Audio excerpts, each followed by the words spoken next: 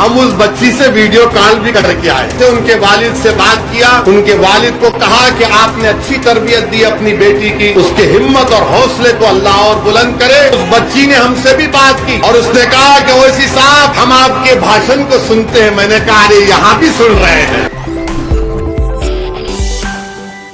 नमस्कार, आदाब, सत श्री अकाल। मेरा नाम अल्ताफ और आप देख रहे हैं दी कंटाप। उत्तर प्रदेश का चुनाव एक अलग ही चरम पर पहुंच चुका है। 5 चरणों के चुनाव हो चुके हैं, 2 चरणों के चुनाव बाकी है। लेकिन इन 5 चरणों के जो चुनाव हुए हैं उसमें 2022 का वोटिंग और 2017 के वोटिंग में जमीन आसमान का अंतर है। ये वोटिंग किस मुद्दे पर हो रही है, इसकी बातें आप आए दिन सुनते रहते होंगे। 2017 में किस मुद्दे पर वोटिंग हुई? मुद्दा शायद रोजगार है, 2017 में भी था, 2022 में भी है और शायद आगे भी रहेगा।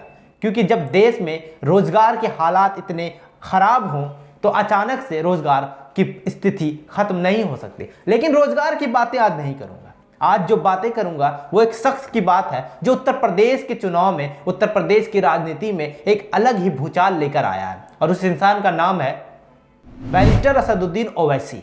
लोग उन्हें प्यार से सदर भी कहते हैं। Barrister Asaduddin Owaisi all India Majlis-e-Ittehadul Muslimeen के राष्ट्रीय अध्यक्ष हैं, जिसे AIMIM भी कहा जाता है। AIMIM को पूरी देश दुनिया में मशहूर करने का पूरा क्रेडिट असदुद्दीन ओवैसी को जाता है।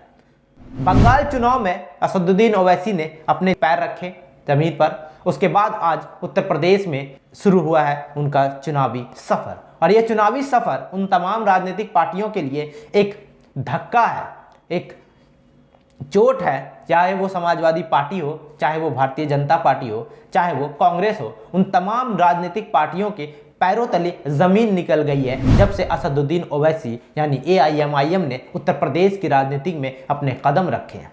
वो कदम कहीं ना कहीं सबको थिरा रहे हैं, सबको डरा रहे हैं कि उत्तर प्रदेश चुनाव में कहीं एक अलग पार्टी अपना मुकाम हासिल ना कर ले। क्योंकि लोगों की भीड़, लोगों का हुजूम और लोगों की दीवानगी असदुद्दीन ओवैसी के लिए इस बात का सबूत है कि उत्तर प्रदेश में एक बहुत बड़ा पलटवार हो सकता है। और ये पलटवार AIMIM लेकर आएगा।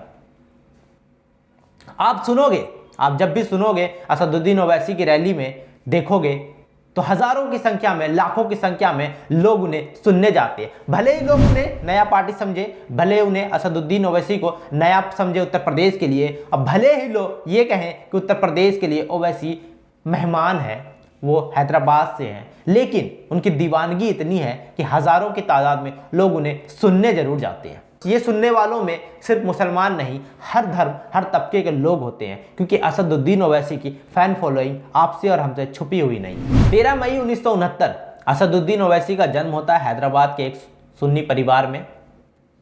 उनके पिता, उनके दादा भी एक राजनीतिज्ञ हैं और कहीं ना कहीं उनके दादा ने मजलिस-ए-इत्तेहादुल मुस्लिमीन को दोबारा खड़ा किया और आज पूरे देश दुनिया में इसको मशहूर करने का क्रेडिट बैरिस्टर असदुद्दीन ओवैसी को जाता है। हैदराबाद में जन्म लेने के बाद उन्होंने उस्मानिया यूनिवर्सिटी से अपने स्नातक की। यहाँ पर एक बात आपको बता दूं कि असदुद्दीन ओवैसी राजनीतिक में आने से पहले एक बहुत ही फेमस, मशहूर गेंदबाज थे और वो अपने हैदराबाद टीम से गेंदबाजी करते थे। ये बातें शायद बहुत कम लोग जानते हैं कि असदुद्दीन ओवैसी राजनीतिक में आना नहीं चाहते थे, लेकिन अपनी विरासत, अपने ख़ानदान की विरासत, अपने दादा और अपने पिता की विरासत को बनाने के लिए बैरिस्टर की पढ़ाई करने के बाद वो ऑल इंडिया मजलिस-ए-इत्तेहादुल मुस्लिमीन को एक अलग ही शिखर पर लेकर गए। आज अपनी काबिलियत, अपनी शिक्षा को कहीं ना कहीं वो राजनीतिक में भी इस्तेमाल कर रहे हैं और उनकी एक एक बोली में उनकी एजुकेशन दिखती है, उनकी ताकत दिखती है, उनकी बैरिस्टर की पढ़ाई दिखती है। क्योंकि वो हर बात संविधान के दायरे में रह के कहते हैं, हर बात में उनकी एक अलग विचार होती है और वो हर विचार पर, हर मुद्दे पर अपनी 2 बात जरूर रखते हैं। वो किसी से डरते नहीं, ना ही किसी के खिलाफ बोलते हैं, वो बस मुद्दे की बात करते हैं। जब मुस्कान केस हुआ था, जब कर्नाटक हिजाब विवाद हुआ था और मुस्कान के साथ कुछ भगवादारी गुंडे उसे परेशान कर रहे थे, तब असदुद्दीन ओवैसी ने मुस्कान को लेकर रैली में कहा था कि उस बहादुर बेटी को मेरा सलाम है। उन्होंने यहाँ तक कहा था कि एक दिन ऐसा आएगा, शायद मैं जिंदा ना रहूं, लेकिन एक दिन देश में ऐसा आएगा कि हिजाब पहनी हुई लड़की देश की प्रधानमंत्री बनेगी। उन्होंने बेटियों को पढ़ाने लिखाने के लिए भी काफ़ी योगदान दिया है। उसके बाद चाहे वो सीए एनआरसी का मुद्दा हो, वो हमेशा इस मुद्दे पे भी कहते रहे हैं, चाहे वो 3 तलाक का मुद्दा हो, वो इस मुद्दे पर भी कहते ही रहे हैं। अभी हाल फिलहाल में उन पर हमला हुआ, उत्तर प्रदेश चुनाव रैली के दौरान जब वो वापस लौट रहे थे तब उन पर हमला होता है, तो अमित शाह उन्हें जेट सिक्योरिटी देने की बात करते हैं, लेकिन असदुद्दीन ओवैसी ने इस जेट सिक्योरिटी को लेने से मना कर दिया और उन्होंने ये कहा कि जब मुस्कान और बाकी लोग हिफाजत नहीं है, सुरक्षित नहीं है, तो मैं जेट सिक्योरिटी लेकर क्या करूंगा, मुझे बंदूकधारी लोग पसंद नहीं जो मेरी हिफाजत करें। तो उन्होंने जेट सिक्योरिटी लेने से भी मना कर दिया था।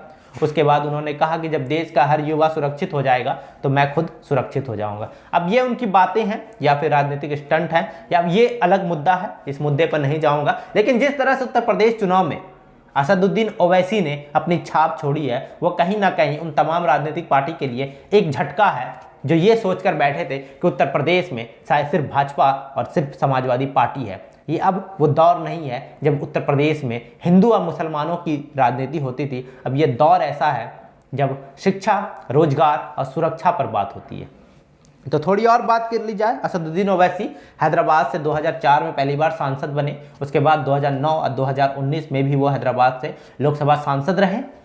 उनके पिता भी आंध्र प्रदेश से सांसद है। उनके जो भाई अकबरुद्दीन वो भी तेलंगाना विधानसभा के सदस्य हैं। उनके दादा भी, मतलब एक पूरा परिवार, राजनीतिक परिवार है। तो कहीं ना कहीं इस राजनीतिक सफर में सबका साथ है। असदुद्दीन ओवैसी की 6 औलादें हैं, बच्चे हैं, जिनमें से 1 बेटे और बाकी 5 बेटियां हैं।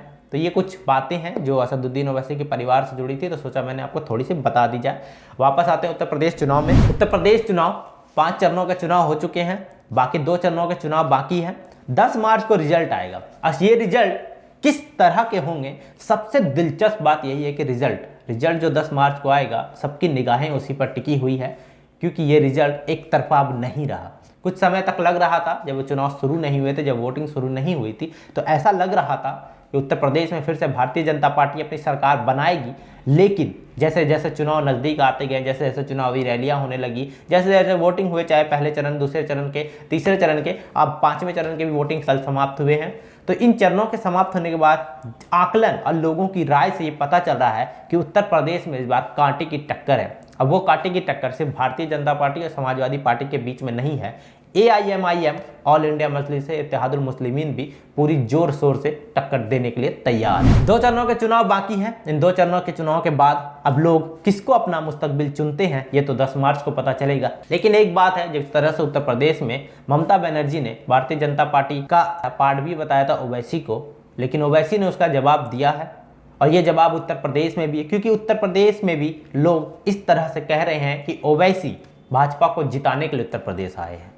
लेकिन ये तो आरोप है, आरोप प्रत्यारोप तो लगेगा ही राजनीतिक सफर में, और आरोप और प्रत्यारोप का दौर चलता ही रहता है। कुछ लोगों का ये भी, यहाँ तक ये भी कहना है कि असदुद्दीन ओवैसी जिन्ना के रूप है, वो फिर से देश को बांटने का काम कर रहे हैं, मुसलमानों की तुष्टीकरण की राजनीति करते हैं। अब वो मुसलमानों को एक तरह से बरगला रहे हैं, उन्हें गुमराह कर रहे हैं। क्योंकि हर बार जब भी विपक्ष पार्टी कुछ कहती है तो वो यही कहती है कि ऑल इंडिया मजलिस इत्तेहादुल मुस्लिमीन यानी AIMIM मुसलमानों की पार्टी है। तो खैर आप बताइए, आप अपनी राय दीजिएगा कि जिस तरह से उत्तर प्रदेश में ओवैसी ने इस बार 100 सीटों पर अपने उम्मीदवार उतारे हैं और उम्मीदवारों में मुसलमान भी हैं, हिंदू भी हैं, ब्राह्मण भी हैं, पंडित भी हैं, तो आप बताइएगा कि ऑल इंडिया मजलिस इत्तेहादुल मुस्लिमीन मुसलमानों की पार्टी है या फिर उत्तर प्रदेश में सर्वसी पार्टियों की एक पार्टी है और सारे धर्मों की पार्टी है। तो खैर इस वीडियो में इतना ही। बाकी देश दुनिया की तमाम खबरों और जानकारियों के लिए बने रहे मेरे साथ और देखते रहे दी घंटा।